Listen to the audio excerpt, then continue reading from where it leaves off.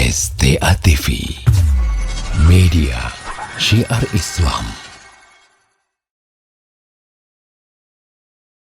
Bismillahirrahmanirrahim. Assalamualaikum warahmatullahi wabarakatuh. Alhamdulillah hamdan katsiran tayyiban mubarakan fi, mubarakan alaihi kama yuhibbu rabbuna wa yarda. Wa asyhadu an la ilaha illallah wahdahu la syarikalah. Wa asyhadu anna Muhammadan abduhu wa rasuluhu sallallahu alaihi wa ala alihi wa sahbihi ajma'in, amma ba'd. Kaum muslimin dan muslimat, pendengar setia radio Syiar Tauhid Aceh 96,1 FM, rahimani wa rahimakumullah. Walhamdulillah, segala puji dan syukur kita panjatkan hanya kepada Allah Rabbul Alamin, Zat yang telah berfirman, wa in ta'uddu ni'matallahi la tuhsuha, innal insana ladzalumun kafar. Dan kalaulah sekiranya kalian ingin menghitung-hitung nikmat yang Allah berikan kepada kalian, maka niscaya kalian tidak akan pernah sanggup untuk menghitungnya. Karena nikmat yang Allah berikan kepada kita itu sangatlah banyak. Sesungguhnya manusia itu pelaku kezaliman dan kekufuran. Begitu juga Allah Subhanahu wa taala telah berfirman, wa ma bikum min ni'matin faminallah. Nikmat apa saja yang kalian dapatkan, nikmat apa saja yang kalian rasakan, jangan pernah lupa bahwa itu adalah pemberian Allah Subhanahu wa taala. Kemudian salawat teriring salam tentunya tidak lupa untuk selalu kita sanjung sajikan dan kita perbanyak kepada Rasulullah sallallahu alaihi wasallam, kepada keluarga beliau, para sahabat beliau serta orang-orang yang mengikuti jalan beliau hingga akhir zaman. Kaum muslimin dan muslimat yang dimuliakan Allah, walhamdulillah kembali di pagi hari yang berbahagia ini Allah memberikan kesempatan kepada kita semua untuk bisa melanjutkan pelajaran kita dari kisah para nabi dan rasul yang Allah Subhanahu wa taala sebutkan kepada kita semua, baik itu di dalam Al-Qur'an maupun di dalam hadis-hadis Rasulullah sallallahu alaihi wasallam. Dan kita masih berada di kisah Nabi yang mulia, Nabi Musa alaihi salam. Bagaimana di pertemuan yang sebelum-sebelumnya telah kita simak bersama bagaimana perjalanan serta perjuangan Nabi Musa alaihi salam di dalam mendakwahi Fir'aun dan membebaskan Bani Israel dari penindasan yang dilakukan oleh Fir'aun, hingga berujung Allah Subhanahu wa taala akhirnya membinasakan Fir'aun. Ya. Kemudian Allah Subhanahu wa taala setelah membinasakan Fir'aun, Allah Azza wa Jalla menyebutkan tentang kondisinya. Allah mengatakan, an-naru yu'raduna 'alayya ghuduwan wa 'ashiyah wa yawma taqumus sa'atu adkhilu ala fir'auna asyaddal 'adzab. Allah mengatakan, dan neraka ditampakkan kepada mereka di waktu pagi dan di waktu petang. Itu siksaan yang didapatkan oleh Fir'aun sejak dia dibinasakan oleh Allah hingga hari ini dan hingga hari kiamat, dia mendapatkan siksaan di alam kuburnya. Dan pada hari terjadinya hari kiamat, kata Allah, dikatakan kepada para malaikat, masukkanlah Fir'aun dan bala tentaranya ke dalam adab yang sangat pedih. Ya. Ayat ini menjelaskan kepada kita bagaimana Fir'aun, seorang yang sangat berkuasa di masanya, yang sangat meninggikan dirinya, sombong dari perintah-perintah Allah Azza wa Jalla, tidak mau beriman kepada Allah, akhirnya dibinasakan oleh Allah Azza wa Jalla. Ini peringatan untuk kita semua kaum muslimin dan muslimat yang dimuliakan Allah. Setinggi apapun kedudukan kita, pangkat dan jabatan, sekaya apapun kita, ketika kita jauh dari Allah Azza wa Jalla, yakinlah kesudahan kita hanya satu, yaitu kebinasaan. Tiada yang lain. Pasti akan mendapatkan kebinasaan ketika kita membangkang dari perintah-perintah Allah Azza wa Jalla. Nah, kalau demikian saja, mereka-mereka yang berkuasa akhirnya dibinasakan oleh Allah karena pembangkangan mereka kepada Allah. Lalu bagaimana lagi dengan kita-kita yang hidupnya tidak seperti mereka? Yang bisa dikatakan kalau dari segi duniawi kita juga penuh kekurangan, pangkat dan jabatan kita nggak punya. Namun bersamaan dengan itu kita masih saja sombong, tidak mau menjalankan perintah Allah, masih saja bergelimang dengan kemaksiatan kepada Allah Azza wa Jalla. Ya, bagaimana akhir kesudahan kita nantinya? Kalau Fir'aun yang begitu berkuasanya saja dibinasakan oleh Allah ketika dia tidak mau mematuhi perintah Allah, lalu bagaimana dengan kita yang tidak berkuasa, yang tidak kaya, sudahlah hidup penuh dengan kekurangan, namun masih saja membangkang kepada perintah Allah? Kita khawatir kita rugi dunia akhirat. Subhanallah. Kemudian ayat ini juga menjadi dalil bahwa akan adanya azab di dalam kubur, dan ini merupakan keyakinan kaum muslimin dari masa ke masa. Dan sudah menjadi kesepakatan para ulama Islam akan adanya siksaan di alam kubur, sebagaimana di dalam kubur juga ada yang namanya nikmat. Tidak seperti sebagian sekelompok orang yang mereka mengingkari adanya azab di dalam kubur. Ya, mereka mengingkari adanya azab di dalam kubur. Ayat yang mulia ini sangat jelas menjelaskan kepada kita bahwa akan adanya siksaan di alam kubur. Nah, kemudian Allah Subhanahu wa taala melanjutkan kisah dari Nabi Musa alaihi salam ini. Di mana Nabi Musa alaihi salam pun melanjutkan perjalanannya meninggalkan Mesir menuju ke Palestina bersama dengan Bani Israel. Allah Subhanahu wa taala berfirman, "Wa jawazna Bani Israil al-bahr fa'atau 'ala qaumin ya'kufuna 'ala asnamin lahum. Qalu ya Musa ij'al lana ilahan kama lahum aliha. Qala innakum qaumun tajhalun. Inna haula'i mutabbarum ma hum fihi wa batilum ma kanu ya'malun. Qala aghairallahi abghikum ilahan wa huwa faddalakum 'alal alamin." Allah Subhanahu wa taala berfirman, dan kami pun menyeberangkan Bani Israel ke seberang lautan. Lalu di seberang mereka melewati suatu kaum yang sedang menyembah berhala. Lalu Bani Israel pun mengatakan, "Wahai Musa, tolonglah buatkan untuk kami sebuah Tuhan, sebuah berhala, sebagaimana mereka juga memiliki berhala." Maka mendengar itu, Nabi Musa alaihi salam pun menjawab, "Sesungguhnya kalian ini adalah orang-orang yang benar-benar jahil, orang-orang yang benar-benar bodoh. Sesungguhnya kepercayaan mereka itu akan binasa. Dan akan batal semua amalan perbuatan yang mereka lakukan. Pantaskah aku mencari Tuhan selain Allah Azza wa Jalla untuk kalian? Sementara Allah Azza wa Jalla lah yang telah melebihkan kalian atas segalanya, di atas segala umat di masa kalian." Perhatikan kaum muslimin dan muslimat yang dimuliakan Allah. Mulai dari ayat ini dan beberapa insiden berikutnya menjelaskan kepada kita betapa buruknya akhlak Bani Israel kepada Allah dan kepada Nabi Musa alaihi salam. Sudah sekian banyak mukjizat yang mereka saksikan dengan mata kepala mereka sendiri.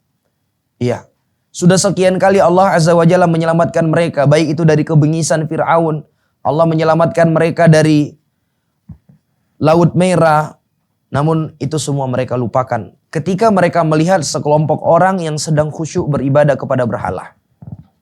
Dan bukan hanya lupa akan nikmat dan anugerah yang Allah telah berikan kepada mereka.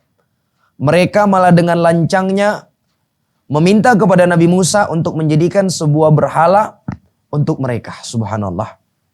Sehingga Nabi Musa alaihi salam pun memvonis mereka sebagai orang yang bodoh, sebagai orang yang jahil, yang mana mereka tidak mengetahui dengan sebenar-benarnya keagungan serta hak Allah Azza wa Jalla atas mereka. Walaupun di sini para ulama menjelaskan bahwa permintaan Bani Israel ini, jamaah yang dimuliakan Allah, Bani Israel meminta kepada Nabi Musa untuk dijadikan berhala yang akan mereka sembah. Para ulama menjelaskan ini adalah efek penindasan dan penjajahan ratusan tahun yang lamanya yang dilakukan oleh suku Qibti kepada Bani Israel. Interaksi yang intens dengan penindasan mental mereka selama ratusan tahun membuat pengaruh agama dan budaya suku Qibti itu terngiang-ngiang di benak mereka. Oleh karenanya muncul secara spontan dari mulut mereka meminta berhala kepada Nabi Musa alaihi salam. Jadi efek dari penindasan suku Qibti kepada Bani Israel lah yang membuat mereka spontan meminta agar Nabi Musa alaihi salam menjadikan untuk mereka sebuah berhala yang akan mereka sembah. Ya. Dan ini mengingatkan kita hal yang serupa terjadi di negeri kita ini. Bagaimana budaya dan tata cara beragama umat Hindu itu masih membekas pada sebagian kaum muslimin. Sehingga kemudian budaya umat Hindu tersebut mempengaruhi baik itu tata cara ibadah mereka, dakwah mereka. Ini dipengaruhi oleh budaya Hindu yang sudah melekat sekian lamanya di negara kita ini. Dan itu terlihat banyaknya ritual-ritual ibadah yang diada-adakan, yang tidak ada sebelumnya di masa Nabi, lalu diada-adakan, yang sebenarnya kalau mau kita kupas, itu ternyata merupakan budaya dari umat Hindu. Ya, seperti acara memperingati kematian 3 hari, 7 hari, 40 hari, 100 hari. Ini bukan bagian dari adat Islam.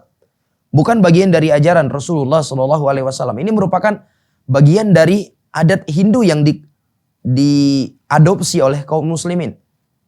Begitu juga peringatan acara 7 bulanan untuk wanita yang hamil.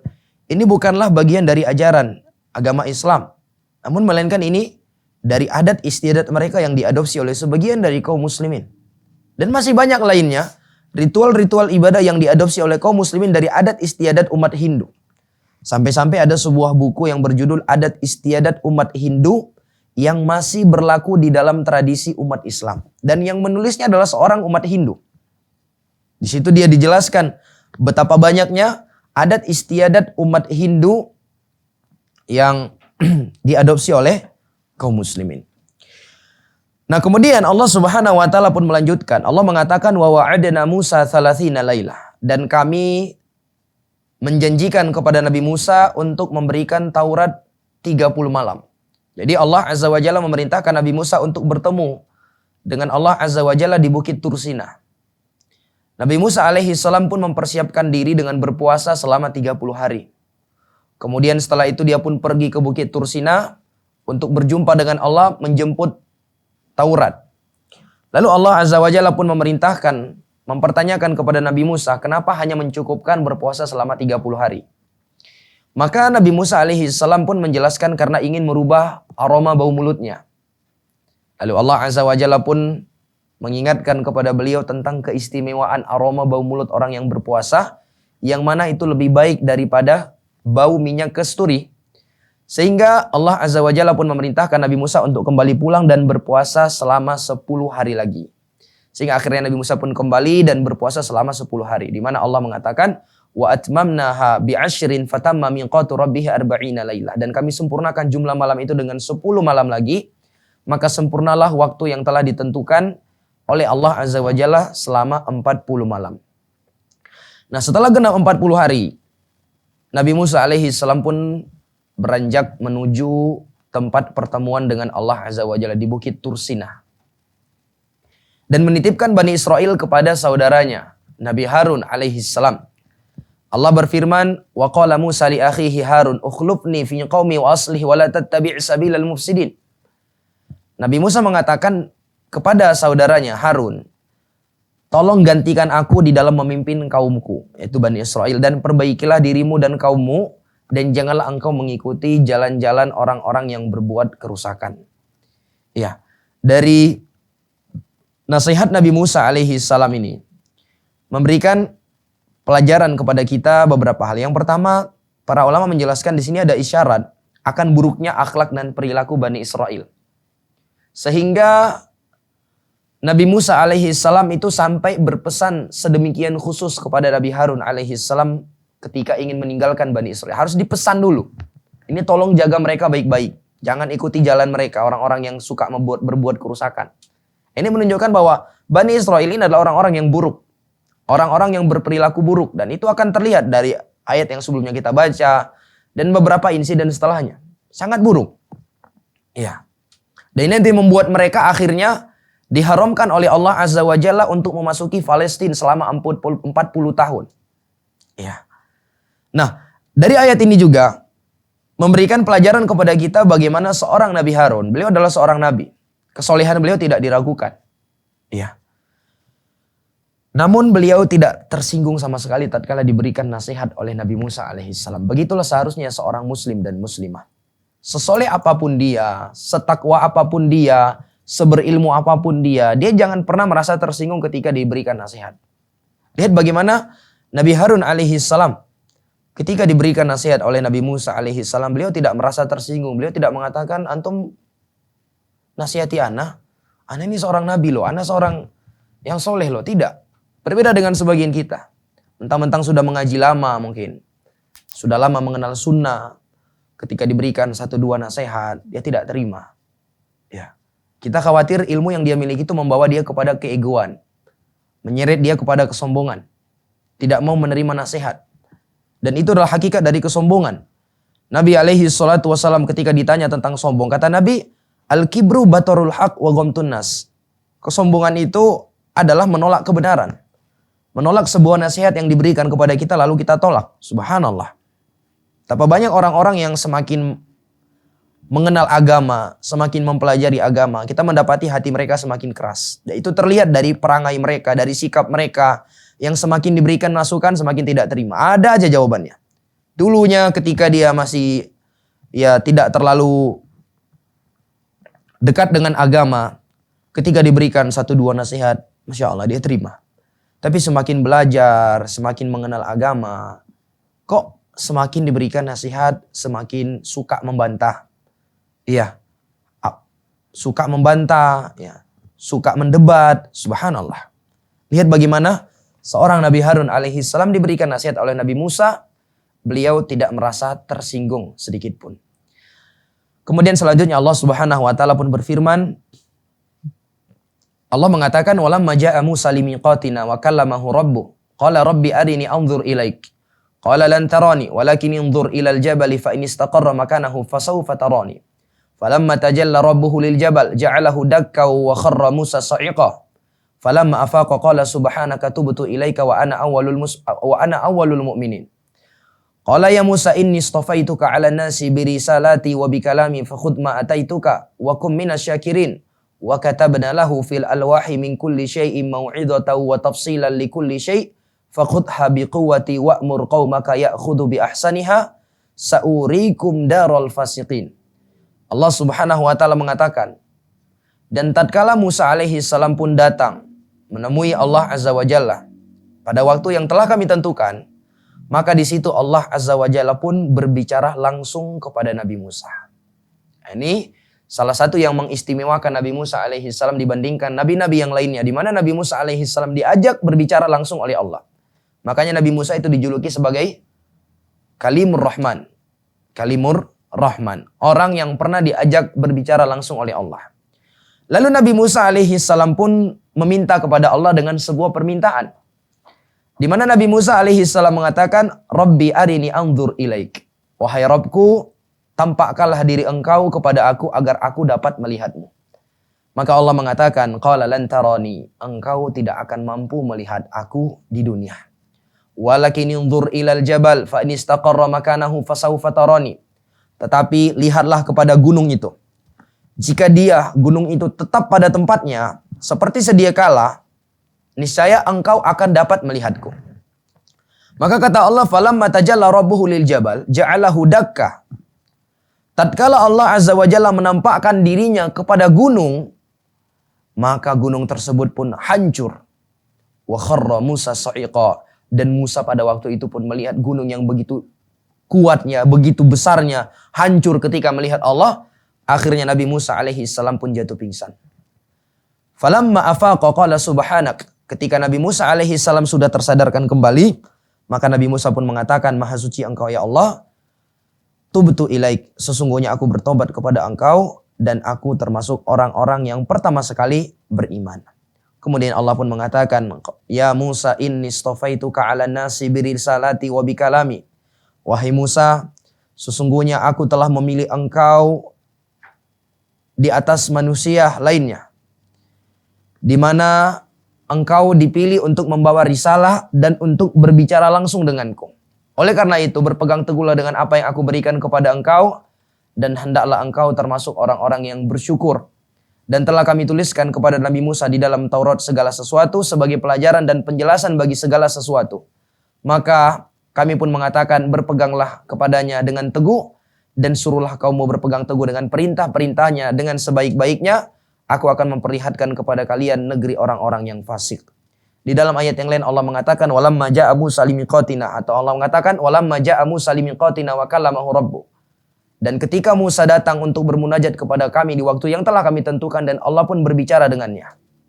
Ya, jadi di momen ini Nabi Musa alaihi salam itu kembali berbicara kepada Allah Azza wa Jalla. Ya, Allah berbicara kepada Allah Azza wa Jalla. Allah berbicara kepada Nabi Musa. Nah, ini merupakan dalil yang paling jelas akan salah satu dari sifat Allah Azza wa Jalla adalah Al-Kalam. Di mana Allah Azza wa Jalla berbicara dengan huruf dan suara yang bisa didengar.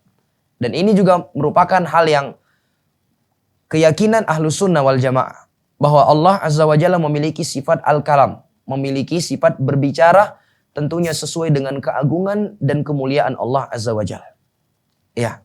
Nah, pada momen ini Nabi Musa alaihi salam itu disebutkan merasakan kerinduan yang sangat kepada zat yang selama ini membimbingnya, menyertai langkah Nabi Musa alaihi salam, sehingga akhirnya beliau memohon kepada Allah untuk bisa melihat Allah Azza wa Jalla. Di mana pada waktu itu Nabi Musa alaihi salam tidak mengetahui bahwa melihat Allah Azza wa Jalla di kehidupan dunia itu adalah hal yang mustahil. Ya, namun dia bukan mustahil secara mutlak, artinya di dunia dan di akhirat. Karena andai kata permintaan melihat Allah Azza wa Jalla ada sesuatu yang mustahil di dunia dan di akhirat, tidak mungkin Nabi Musa meminta sesuatu yang mustahil secara mutlak. Namun yang perlu difahami bahwa melihat Allah Azza wa Jalla di kehidupan dunia memang itu adalah hal yang tidak akan mungkin. Karena Rasul Shallallahu Alaihi Wasallam telah menyebutkan di dalam hadisnya, Nabi mengatakan, "Ta'allamu annahu lan yara ahadun minkum rabbahu azza wa jalla hatta yamut." Nabi mengatakan, ketahuilah oleh kalian bahwa tidak akan ada seorang pun di antara kalian yang mampu melihat Allah Azza wa Jalla sampai dia meninggal. Hadis diriwayatkan oleh Imam Muslim. Iya. Dan itu juga diperjelas oleh Allah Azza wa Jalla di dalam ayat ini. Allah mengatakan, "Lan tarani," engkau tidak akan mampu melihat aku, wahai Musa. Kenapa tidak mampu? Karena tidak akan kuat kita mampu melihat Allah Azza wa Jalla. Buktinya Allah Azza wa Jalla ketika menampakkan dirinya kepada gunung, gunung itu hancur. Lalu bagaimana dengan kita? Dan Rasul Shallallahu Alaihi Wasallam juga mengatakan, hijabuhun nur, lau kasyafahu la ahraqat subuhatu wajhi man taha ilaihi basaru. Nabi alaihi salatu wasallam mengatakan sesungguhnya penghalang Allah itu adalah cahaya. Jika Allah menyingkap hijab tersebut, maka niscaya cahaya wajah Allah Azza wa Jalla akan membakar semua makhluk yang dilihat oleh Allah Azza wa Jalla. Begitu juga bagaimana sahabat Abu Dzar ketika dia bertanya kepada Nabi alaihi salatu wasallam, apakah Nabi alaihi salatu wasallam melihat Allah Azza wa Jalla pada saat peristiwa Isra ke langit ke-7, Isra Mi'raj ke langit ke-7? Maka Nabi alaihi salatu wasallam menjawab, nurun an-nara. Yang ada hanyalah cahaya, ada cahaya yang menghalangi. An-nara, bagaimana aku bisa melihat Allah Azza wa Jalla? Jadi keyakinan kita bahwa tidak ada seorang pun yang mampu melihat Allah Azza wa Jalla di kehidupan dunia ini dengan mata telanjang. Tidak ada seorang pun. Tetapi di kehidupan akhirat, kita meyakini dengan seyakin-yakinnya bahwa Allah Azza wa Jalla itu bisa dilihat dan itu merupakan keyakinan kaum muslimin dari masa ke masa. Berbagai ayat di dalam Al-Quran, Allah menyebutkan akan keyakinan yang satu ini. Allah mengatakan, wujuhu yawma idhin nadhira ila rabbiha nadhira. Di mana wajah-wajah pada waktu itu ada yang berseri-seri, sedang mereka melihat kepada wajah Rabb-Nya. Iya, mereka melihat kepada Robnya. Bahkan sebagaimana disebutkan dalam hadis riwayat Imam Muslim, kenikmatan yang paling besar yang dirasakan oleh para penghuni surga adalah melihat kepada wajah Allah Azza wa Jalla. Di mana Nabi alaihi salatu wasallam mengatakan, lamma dakhala ahlul jannatil jannah qala rabbu azza wa jalla hal turiduna syai'an azidukum. Ketika para penghuni surga nanti masuk ke dalam surga, maka Allah Azza wa Jalla pun bertanya kepada kalian, mau enggak kalian sesuatu aku tambahkan kepada kalian? Maka mereka pun menjawab, ya Rabb, ya Rabbana, awalam tubayid wujuhana wa tunajjina minan nar wa tudkhilnal jannah. Wahai Rabb kami, bukankah engkau telah memutihkan wajah-wajah kami? Bukankah engkau telah menyelamatkan kami dari api neraka? Dan bukankah engkau telah memasukkan kami ke dalam surga? Artinya ini sudah cukup nih. Ini sudah lebih dari cukup. Iya.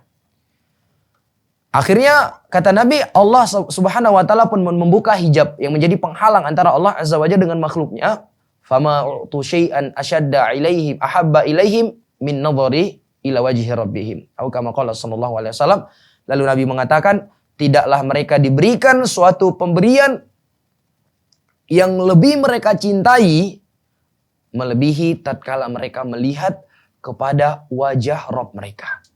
Menunjukkan bahwa kenikmatan yang paling besar yang dirasakan oleh para penghuni surga adalah melihat kepada wajah Allah Azza wa Jalla. Akhirnya Allah Azza wa Jalla, kemudian Allah pun melanjutkan, di mana ketika Nabi Musa alaihi salam meninggalkan kaumnya dan bertemu dengan Allah Azza wa Jalla, disebutkan bagaimana Bani Israel itu kembali membuat ulah. Allah mengatakan, "Wa ma a'jalaka an qaumika ya Musa, qala hum ulai ala athari wa ajiltu ilaika rabbi litarda." Nabi Musa alaihi salam mengatakan, di mana Allah bertanya, "Mengapa engkau datang lebih cepat daripada kaummu, wahai Musa?" Maka Musa alaihi salam pun menjawab, "Itulah mereka sedang menyusulku, sedangkan aku bersegera kepada engkau, wahai Rabbku, agar engkau ridho kepada aku." Kemudian Allah katakan, "Qala fa inna qad fatanna qaumaka min ba'dik wa adallahumus samiri." Faraja'a Musa ila qaumihi ghadbana asifa, qala ya qaumi alam ya'idkum rabbukum wa'dan hasana, afatala 'alaikumul 'ahdu am aradtum an yahilla 'alaikum ghadabun min rabbikum fa akhlaftum maw'idi. Qalu ma akhlafna maw'idaka bimalkina walakinna humilna awzara min zinatil qaum faqadhafnaha fakadzalika alqas samiri. Fa akhraja lahum ijlan jasadan lahu khuwar. Faqalu hadza ilahukum wa ilahu Musa fanasi. Afala yarawna alla yarji'u ilaihim qawlan wa la yamliku lahum darran wa la naf'a. Wa laqad qala lahum Harun min qablu ya qaumi innama futintum bih wa inna rabbakumur rahman fattabi'uni wa ati'u amri. Qalu lan nabraha alaihi akifina hatta yarji'a ilaina Musa. Qala ya Harun ma mana'aka id ra'aitum dhallu ala tattabi'an fa'asaita amri afa'asaita amri. Qala ya ibna umma la ta'khudh bi lihyati wala bi ra'si inni khasyitu an taqula farraqta baina bani Israil wa lam tarqub qawli. Qala fama khatbuka ya Samiri. Qala basurtu bima lam yabsuru bihi faqabattu qabdatan min athari rusul fanabattuha wa kadzalika sawwalat li nafsi.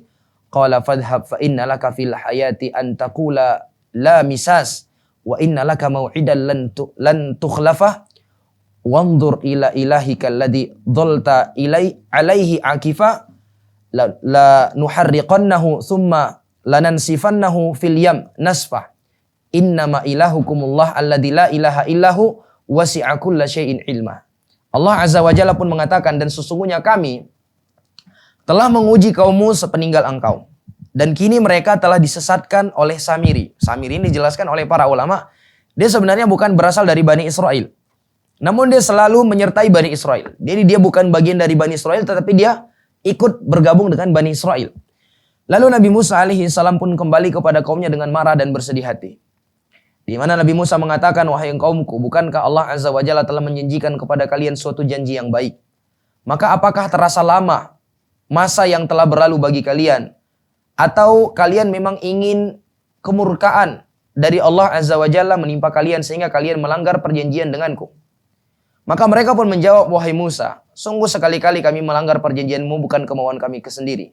Tetapi kami disuruh membawa beban-beban dari perhiasan kaum tersebut, yaitu kaum dari suku Kipti.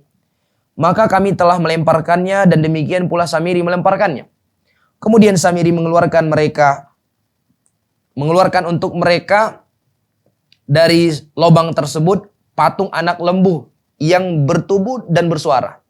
Jadi disebutkan jamaah yang dimuliakan Allah, ketika Bani Israel itu pergi meninggalkan Mesir, lari dari kejaran Firaun dan bala tentaranya, dan setelah mereka dibinasakan, mereka itu ternyata sempat membawa perhiasan yang dimiliki oleh suku Kipti. Nah, ketika mereka sudah sampai selamat di seberang, ya tentunya mereka tidak berani mengambil harta ghanimah tersebut. Ya. Akhirnya mereka kumpulkan di suatu tempat untuk diserahkan kepada Nabi Musa bagaimana pembagiannya nantinya. Nah, ternyata tatkala Nabi Musa pergi, ini Samiri ternyata membakar perhiasan-perhiasan tersebut dan membentuknya menjadi sebuah anak sapi. Nah, patung anak sapi tadi ketika tertiup oleh angin, itu dari celah-celah lubang antara mulut dengan duburnya itu mengeluarkan suara gitu. Suara yang seperti suara siulan. Sehingga inilah yang membuat mereka terfitnah. Adanya suara-suara yang tidak jelas tersebut sehingga membuat mereka, ya ini kayaknya Tuhan ini. Subhanallah. Itu tadi hal yang membuat mereka demikian karena beban mental yang sudah mereka alami selama penindasan dari suku Kipti. Nah, Kemudian Allah Subhanahu wa taala pun mengatakan, kemudian Samiri mengeluarkan untuk mereka dari lubang tersebut patung anak lembu yang bertubuh dan bersuara, sehingga mereka pun mengatakan, inilah Tuhan kami dan Tuhan Musa yang sebenarnya. Namun Musa telah lupa, kata mereka. Jadi ketika mereka melihat patung anak sapi yang mengeluarkan suara-suara yang tidak jelas dan disebabkan oleh angin, mereka pun mengakui bahwa kayaknya inilah Tuhan kita. Tapi Musa lupa. Ya.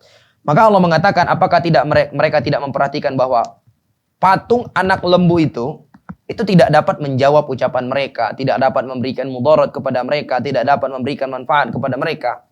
Padahal Harun telah menasihati mereka sebelumnya. Di mana Nabi Harun alaihissalam mengatakan, wahai kaumku, sesungguhnya patung anak lembu tersebut adalah cobaan bagi kalian. Dan sesungguhnya Tuhan kalian adalah Allah Azza wa Jalla yang maha pemurah. Maka ikutilah aku dan taatilah perintahku. Iya. Jadi di sini disebutkan bagaimana nasihat Nabi Harun alaihissalam itu tidak mereka indahkan. Malah mereka dengan terang-terangan menegaskan bahwa mereka akan meneruskan penyembahan terhadap patung anak sapi tersebut sampai Musa kembali kepada mereka. Lalu Nabi Musa alaihissalam pun kembali kepada Bani Israel membawa lembaran-lembaran Taurat. Dan ketika Nabi Musa melihat adanya patung anak sapi tersebut serta apa yang dilakukan oleh Bani Israel di sekelilingnya, beliau pun marah. Sehingga beliau tanpa sadar melemparkan lembaran-lembaran Taurat tadi dan beliau langsung memegang kepala Nabi Harun. Ya. Dan sebutkan beliau memegang jenggot Nabi Harun alaihissalam. Ini juga memberikan pelajaran kepada kita bahwa para nabi dan rasul adalah orang-orang yang memelihara jenggot mereka. Para sahabat Nabi juga orang-orang yang memelihara jenggot mereka. Sehingga sangat lucu ketika ada sebagian orang hari ini yang mengaku pengikut Nabi Muhammad SAW, namun mereka malah alergi dengan jenggot. Bahkan tidak hanya itu, mereka mencela dan mengolok-olok orang yang berusaha untuk mengikuti sunnah Nabi SAW. Padahal Nabi SAW memerintahkan kita demikian. Nabi mengatakan, a'fulluha wa qassus syawarib. Biarkanlah jenggot kalian dan cukurlah kumis-kumis kalian. Subhanallah. Ya, hari ini mereka mengaku cinta kepada Nabi SAW, namun mereka lebih suka mengikuti gaya-gaya orang kafir. Ya, ketika mereka mendapati orang-orang kafir punya model rambut demikian, mereka ikuti. Subhanallah. Padahal nabinya sendiri berjenggot. Ya, tapi dia tidak mau melakukannya. Subhanallah. Akhirnya Nabi Musa marah dan menarik Nabi Harun alaihissalam. Lalu Nabi Musa menanyai tentang fenomena yang menyedihkan yang terjadi kepada Bani Israel. Maka Nabi Harun alaihissalam pun menjelaskan bahwa sebenarnya Nabi Harun alaihissalam telah berupaya untuk memperingati Bani Israel, namun mereka tetap tidak mau mendengarkannya. Jadi Bani Israel pun ditegur oleh Nabi Musa alaihissalam dan akhirnya Samiri pun diusir.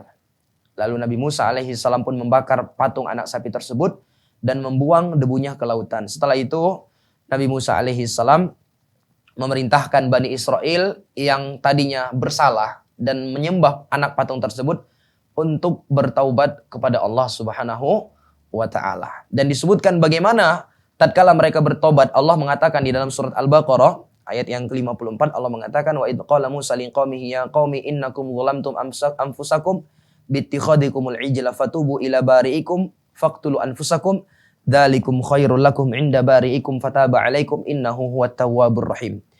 Allah Subhanahu wa taala mengatakan, dan tatkala Nabi Musa, dan ingatlah tatkala Nabi Musa alaihi salam berkata kepada kaumnya, wahai kaumku, kalian telah benar-benar menzalimi diri kalian sendiri dengan menjadikan patung anak sapi itu sebagai sesembahan. Kesyirikan yang dilakukan oleh mereka. Oleh karena itu bertaubatlah kalian kepada Allah Azza wa Jalla yang telah menciptakan kalian, dan bunuhlah diri-diri kalian, itu lebih baik bagi kalian di sisi Allah Azza wa Jalla, dan Allah akan menerima taubat kalian. Sesungguhnya Allah adalah zat yang maha menerima taubat, lagi maha penyayang. Jadi ayat ini menjelaskan bagaimana cara bertaubat yang berlaku di Bani Israel pada waktu itu. Di syariat Nabi Musa, siapa saja yang melakukan dosa dan ingin bertaubat, terkhusus dosa syirikan, maka dia harus membunuh dirinya sendiri. Dia harus membunuh dirinya sendiri. Kalau dia tidak mau membunuh dirinya sendiri, orang lain yang disuruh membunuhnya. Sehingga tatkala itu ada orang-orang yang tidak tega membunuh dirinya sendiri, akhirnya disuruh orang-orang lain membunuhnya. Ternyata orang tersebut juga tidak tega membunuh saudaranya. Akhirnya Allah Azza wa Jalla pun membuat adanya kabut, semacam kabut, sehingga mereka tidak saling melihat, sehingga mereka pun bisa membunuh dalam keadaan mereka tidak menyaksikannya. Demikian. Ini memberikan pelajaran kepada kita jamaah yang dimuliakan Allah, bahwa besarnya rahmat dan karunia yang Allah berikan kepada kita umat Islam, umat Nabi Muhammad SAW. Di mana ketika kita ingin bertaubat kepada Allah, sebesar apapun dosa yang kita lakukan, bahkan kesyirikan sekalipun yang pernah kita lakukan, dan kita ingin bertaubat kepada Allah Azza wa Jalla, kita tidak diperlu untuk membunuh diri kita. Kita cukup menjalankan syarat-syarat taubat, ikhlas kepada Allah, menyesali perbuatan tersebut, ya, kita meninggalkannya perbuatan tersebut, dan bertekad untuk tidak mengulangi lagi perbuatan tersebut, dan bertaubat di waktu masa diterimanya taubat.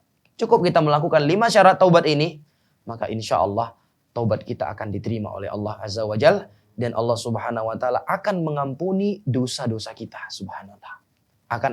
Allah akan mengampuni dosa-dosa kita.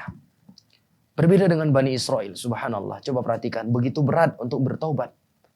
Belum cobaan, meninggalkan perbuatan yang selama ini dilakukan, ditambah lagi cobaan ketika bertobat harus bunuh diri. Subhanallah, berat. Adapun kita hari ini, tobat kepada Allah Azza wa Jalla itu sangatlah gampang, sangatlah mudah. Tetapi dia akan menjadi mudah bagi orang-orang yang Allah bukakan pintu hatinya. Bagi mereka-mereka yang Allah Azza wa Jalla berikan kepada mereka hidayah dan taufik. Jadi disebutkan oleh Al-Imam Ibnu Katsir bahwa terjadinya peristiwa pertobatan Bani Israel dari penyembahan berhala yang mereka lakukan atas perintah Samiri pada waktu itu memakan korban sebanyak 70.000 orang dari Bani Israel yang terbunuh pada waktu tersebut demi untuk bertaubat kepada Allah Azza wa Jalla. Kemudian setelah itu Nabi Musa alaihi salam pun mengajak beberapa orang terbaik dari Bani Israel untuk bertemu dengan Allah Azza wa Jalla bersamanya. Namun ketika mereka mendengarkan ucapan tersebut, mereka pun mengatakan, "Ya Musa, lan nu'mina laka hatta narallaha jahra." Wahai Musa, kami tidak akan beriman kepada engkau sampai kami melihat Allah Azza wa Jalla dengan jelas. Ada ini orang-orang terbaik dari Bani Israel. Namun demikianlah lancangnya mereka kepada Allah Azza wa Jalla. Demikianlah lancangnya mereka kepada nabi mereka. Maka Allah Azza wa Jalla pun mengirimkan halilintar, petir yang menyambar mereka semua hingga mereka tewas.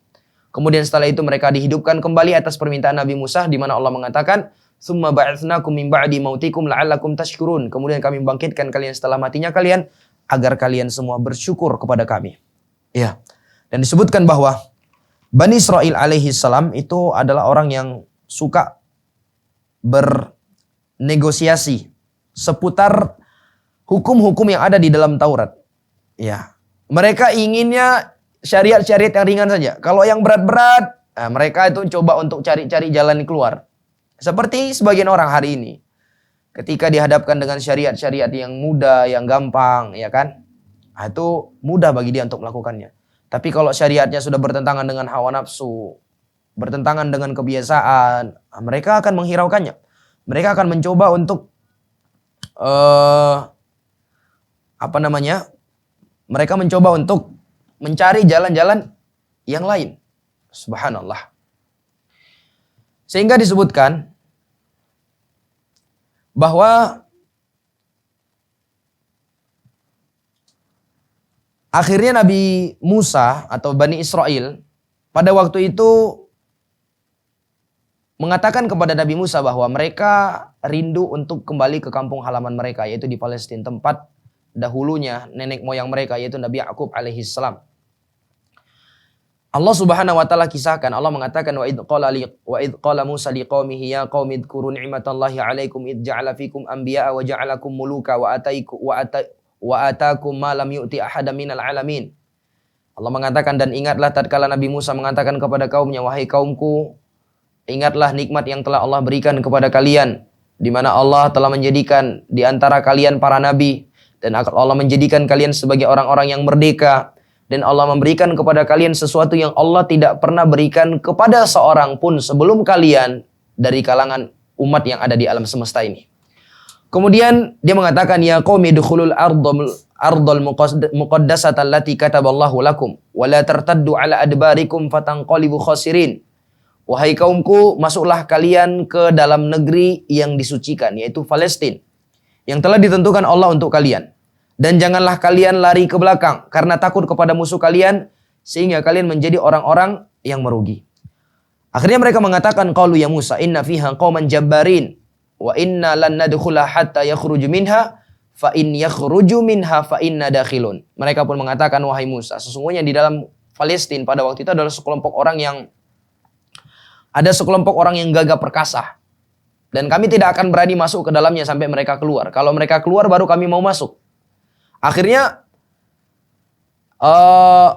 qala rajulani minal ladina yakhafuna an'amallahu alaihima udkhulu alaihimul bab fa idza dakhaltumuhu fa innakum ghalibun wa 'alallahi fatawakkalu in kuntum mu'min. Akhirnya ada dua orang dari pengikut Nabi Musa yang baik, yang dia itu takut kepada Allah dan Allah telah berikan nikmat kepadanya.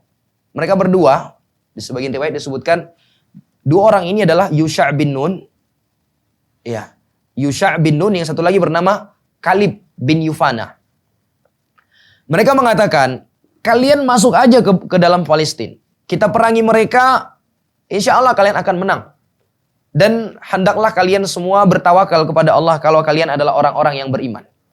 Maka mereka menjawab, qalu ya Musa, inna lan nadkhulaha abadan madamu fiha fadhhab anta wa rabbuka faqatila inna hahuna qa'idun.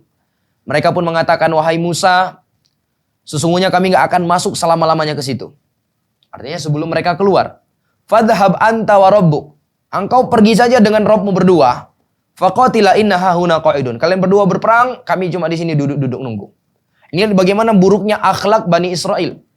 Tatkala Nabi Musa, padahal atas keinginan mereka sendiri ingin kembali ke Palestina. Akhirnya Nabi Musa ajak mereka ke Palestina untuk memerangi orang-orang kafir yang ada di sana. Supaya negeri Palestina, negeri para nabi, itu kembali berada di bawah penguasaan kaum muslimin. Akhirnya mereka mengatakan, engkau pergi berdua aja dengan Rabbmu. Kami di sini aja duduk nunggu. Nanti kalau sudah menang baru kami masuk. Subhanallah. Lihat bagaimana buruknya akhlak Bani Israel. Maka qala rabbi inni la amliku illa nafsi wa akhi. Maka Nabi Musa alaihi salam pun mengatakan, wahai Rabbku, sesungguhnya aku tidak bisa menguasai kecuali hanyalah diriku dan saudaraku. Oleh karena itu pisahkanlah, fafruq bainana wa bainal qaumil fasikin, pisahkanlah antara kami dengan orang-orang yang fasik tersebut. Maka Allah mengatakan, qala fa innaha muharramatun alaihim arba'ina sana yatihuna fil ard fala ta'sa 'alal qaumil fasikin. Maka Allah Azza wa Jalla pun mengatakan, sesungguhnya negeri itu diharamkan atas mereka selama 40 tahun dan selama itu mereka akan berputar-putar kebingungan di atas muka bumi. Maka janganlah engkau bersedih memikirkan nasib orang-orang yang fasik tersebut. Jadi singkat cerita jamaah yang dimuliakan Allah, sebelum wafatnya nanti Nabi Musa alaihi salam, setelah perjalanan panjang yang dilalui oleh Nabi Musa bersama Bani Israel, mengalahkan Fir'aun, kemudian perjalanan mereka menuju Palestina, bagaimana insiden yang terjadi ketika Samiri menyesatkan Bani Israel, mengajak mereka untuk menyembah anak sapi, sehingga pada akhirnya Nabi Musa mengajak mereka untuk berjihad, membebaskan negeri Palestina. Namun mereka tidak mau. Mereka justru mengatakan, pergi saja engkau wahai Musa dengan Tuhanmu, kami cuma di sini duduk-duduk nunggu, kalau kalian menang kami masuk. Iya. Sebagian ahlul kitab ketika membawakan kisah ini mereka buat cerita-cerita palsu. Mereka mengatakan bahwa pada waktu itu di Palestina itu dihuni oleh makhluk raksasa, manusia raksasa yang tingginya 2 km katanya. Iya. Yang tingginya 2 km. Sehingga mereka tidak berani. Padahal ini adalah cerita yang palsu sebagaimana disebutkan oleh Al-Imam Ibnu Katsir. Taib. Nah, singkat cerita, karena ucapan mereka yang begitu lancang kepada Allah dan Nabi Musa alaihi salam, akhirnya Allah Azza wa Jalla pun mengharamkan mereka untuk masuk ke negeri Palestina selama 40 tahun. Nah, selama 40 tahun itulah mereka terkatung-katung di luar negeri Palestina, berpindah dari satu tempat ke tempat yang lain, dan di situ Allah Azza wa Jalla pun menceritakan kepada mereka bagaimana walaupun mereka dalam keadaan dihukum, Allah masih memberikan kepada mereka nikmat. Allah berikan kepada mereka manna wassalwa. Ya Allah berikan kepada mereka makanan-makanan dari tumbuh-tumbuhan yang enak. Allah buat kepada mereka salwa. Salwa itu makanan yang terbuat dari burung-burung yang mudah untuk ditangkap mereka dan mereka mudah untuk memakannya. Subhanallah. Namun bersamaan dengan itu mereka tetap kufur dan ingkar kepada Allah Azza wa Jal. Sehingga singkat cerita, di penantian 40 tahun tersebut meninggallah Nabi Musa alaihi salam. Begitu juga Nabi Harun alaihi salam meninggal dan kenabian pun berpindah kepada Yusha' bin Nun. Akhirnya peperangan melawan orang-orang kafir pun dipimpin oleh Yusha' bin Nun. Yusha' bin Nun ini adalah salah seorang pemuda yang pernah mengikuti Nabi Musa alaihi salam, membersamai Nabi Musa di perjalanannya bersama menuju kepada Nabi Khadir alaihi salam. Ya, nanti insya Allah akan kita sebutkan di pertemuan berikutnya perjalanan Nabi Musa menjumpai Nabi Khadir. Ya, namun perlu dipahami, pemuda yang bersama Nabi Musa pada waktu itu adalah Yusha' bin Nun yang kelak akan diangkat oleh Allah Azza wa Jalla menjadi seorang nabi. Menjadi seorang nabi. Dan beliaulah orang yang pernah Allah Azza wa Jalla menahan matahari. Jadi tatkala Yusha' bin Nun bersama pasukannya ingin memerangi, membebaskan negeri Palestina, pada waktu itu sudah hampir tenggelam matahari. Dan syariat Nabi terdahulu itu kalau sudah terbenam matahari, artinya masuk waktu malam, itu jihad nggak boleh dilanjutkan, harus diberhentikan. Sementara Yusha' bin Nun memandang ini sudah sangat tanggung nih. Kalau diberhentikan mungkin musuh akan punya kekuatan baru di esok harinya, mereka akan mengatur strategi baru gitu. Sehingga Nabi Yusha' bin Nun berdoa kepada Allah Azza wa Jalla agar matahari ditahan sejenak untuk tidak tenggelam. Akhirnya Allah Azza wa Jalla menahan matahari. Di mana hadis itu disebutkan oleh Nabi alaihi salatu wasallam di dalam sebuah hadis yang diriwayatkan oleh Al-Imam Al-Bukhari dan Imam Muslim. Nabi mengatakan, "Ghaza nabiyyun minal anbiya faqala liqaumihi la yatba'ni rajulun malaka bud'a imra'atin wa huwa yuridu an yabniya biha. Walamma baini walamma yabni biha wala ahadun bana buyutan lam yarfa' suqufaha wala ahadun ishtara ghanaman aw khalifatin wa huwa yantadhiru wiladaha. Faghaza fadana minal qarya salatal asri aw qariban min dhalik. Faqala li syams innaki ma'muratun wa ana ma'murun. Allahumma hbisha alaina fahubisat hatta fatahallahu alaihi." Disebutkan oleh Nabi alaihi salatu wasallam, salah seorang nabi pernah berperang. Kemudian dia berkata kepada kaumnya, "Janganlah ikut serta di dalam peperanganku seorang lelaki yang baru saja menikah dan dia hendak berhubungan dengan istrinya. Tidak pula seorang yang tengah membangun rumahnya dan belum menyelesaikan atapnya. Dan tidak pula seorang yang membeli kambing atau onta yang sedang bunting tua dan dia dalam keadaan menanti kelahiran anak-anak ternaknya tersebut." Artinya jangan orang-orang tersebut diberikan udzur. Jangan ikut karena nanti akan mengganggu konsentrasi di medan perang. Bagaimana tatkala seseorang ingin berperang, musuh sudah ada di hadapan, tiba-tiba dia teringat istrinya yang baru dia nikahi, akhirnya dia pulang lari. Tentunya ini akan melemahkan barisan kaum muslimin. Begitu juga orang yang sedang membangun rumah tapi belum selesai atapnya. Nanti dia tiba-tiba teringat sehingga dia pulang, melemahkan barisan kaum muslimin. Maka kata Yusha' bin Nun, jangan ikut seperti itu. Kemudian Nabi tersebut pun berangkat perang. Ketika dia telah mendekati tempat menuju daerah peperangan tadi, dan itu sudah masuk waktu asar atau yang sekitar waktu tersebut, maka dia pun berkata kepada matahari, "Wahai matahari, engkau dan saya adalah hamba Allah. Innaki ma'mura wa ana ma'mur." Engkau dan saya adalah hamba Allah. Lalu dia pun berdoa, "Ya Allah, tahanlah matahari ini, Allah." Fahubisat alaihi. Lalu Allah Azza wa Jalla pun menahan pergerakan matahari sehingga matahari tidak berjalan pada waktu itu sampai Yusha' bin Nun berhasil membebaskan negeri Palestina. Inilah perjalanan singkat Nabi Musa alaihi salam bersama Bani Israel di perjalanan mereka melawan penindasan Fir'aun dan suku Qibti. Wallahu ta'ala alam bisawab. Banyak pelajaran yang bisa kita ambil dari sini. Insya Allah akan kita lanjutkan di pertemuan yang akan datang. Mungkin hanya yang bisa kita sampaikan. Subhanakallahumma rabbana wa bihamdika asyhadu an la ilaha illa anta astaghfiruka wa atubu ilaik. Assalamualaikum warahmatullahi wabarakatuh.